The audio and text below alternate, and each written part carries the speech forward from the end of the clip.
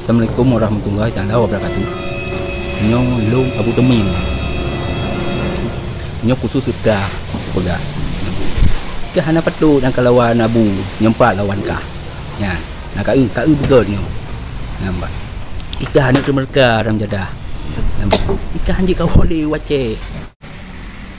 Mu keluarga kah dino kamale-malehan gara-gara kah hai tang bak. Kami tapen kapubruk nan ulama. Kapubruk ulama, kapubruk panglima, mu kata pula bihan puda yang kapegah. Bibi metang puda kah. Ya, kau kah kena umai anu mata aku ni. Hi muka kah mata lagi cakap neraka kah. Pu kapegah yang kengkon. Bibi dekah. Lahi anak temi bang ke kah yang Abu Syik orang pengasin. Taun puda. Kau kena wace. Nyampak sagamnya.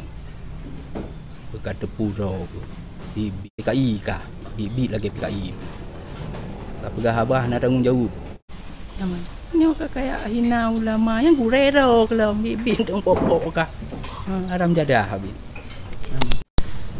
hai Abu Syik yang mati kah pada kamu doa pak saw kayu doa babu ija pas tu kena yang doa kah mati kemati ya aku cik kau kena anjing putuh jongka mana mampu bibi apa deh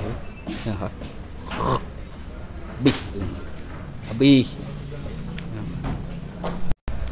yang kah Kanada kan kapreh deh nanti awai ke gila Kanadanya kapreh kaku kuho pada kai pada katu kaku kuho kapreh awai ke paju sirang kah hai tangun ku gulung kun tu nak kapreh ku gulung ubena urang kalau kau kapeka tanggung jawab ka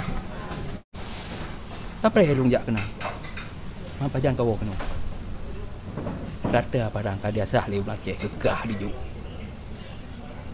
habis ku punya kena aduh aja tuh hina di Kanada kapreh lung jak Kanada beh kapreh